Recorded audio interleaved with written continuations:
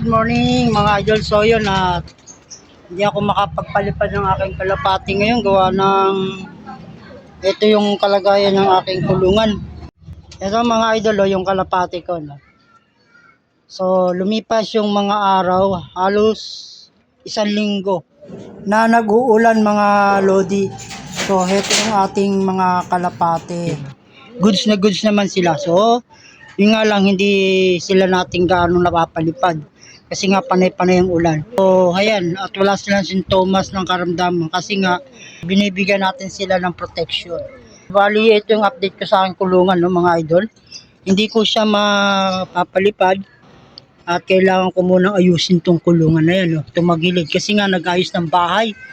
Ayan yung bahay, pinapaayos ng anak ko. Bali, may harang siya. So bali pipilitin lang natin ngayon mapatuka at saka nilagyan ko lang ng konting brace yung plain sheet na matigas. So ito yung pinaka release door nila, may harang na rin kasi nakaabang na dahil ngayon ito didingdingan yan nitong kulay green na to na plain sheet. Didingdingan siya, ihiwalay itong kulungan na to papunta dito, iuusod. Kaya nilagyan ko ng suporta at tatalian ko rin to doon banda ng alambre dito. So para hindi dumausdos papunta doon kung sakali man, no? So ayan siya, may harang at hindi natin sila mapapalipad. So yung warrior natin, antayin pa natin mga 2 days bago sila paliparin. So kailangan maayos muna tong ating kulungan at may nakabang na doon. So bali kahoy lang muna yung nilagay ko, coco lumber. So bali tatanggalin din natin yan. Kaya nilagyan ko muna ng kahoy kasi nga para madaling maayos. Pero papalitan natin to, ipapatong natin dito yung pinaka bakal, angle bar. I-angle bar ko rin yan. Tapos ipapapix na natin dito. Yan, dito. So ayan yung ano ng aking kulungan. Bali patatasan ko siya hanggang dun para mataas kasi ito tinasan ko para yung silong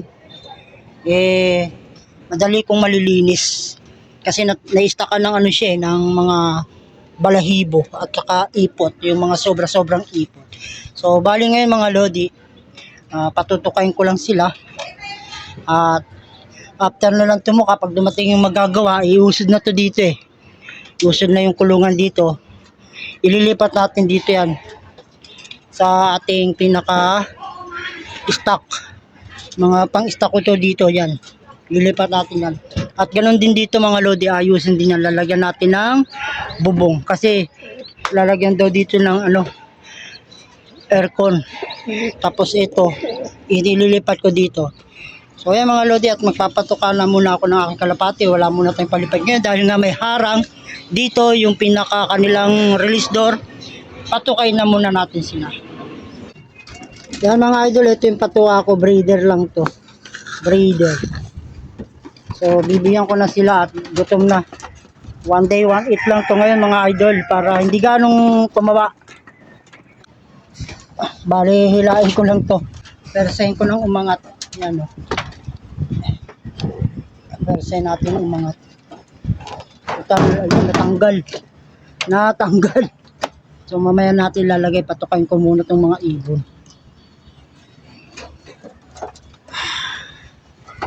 Yan na, mga birdie ko.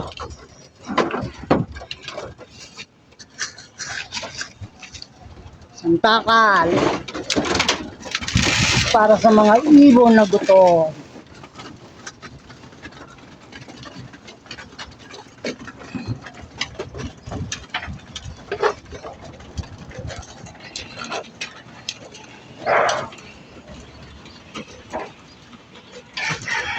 So ayan mga idol, hanggang dito na lang yung aking munting video. Maraming salamat sa panonood. God bless all. Bye bye.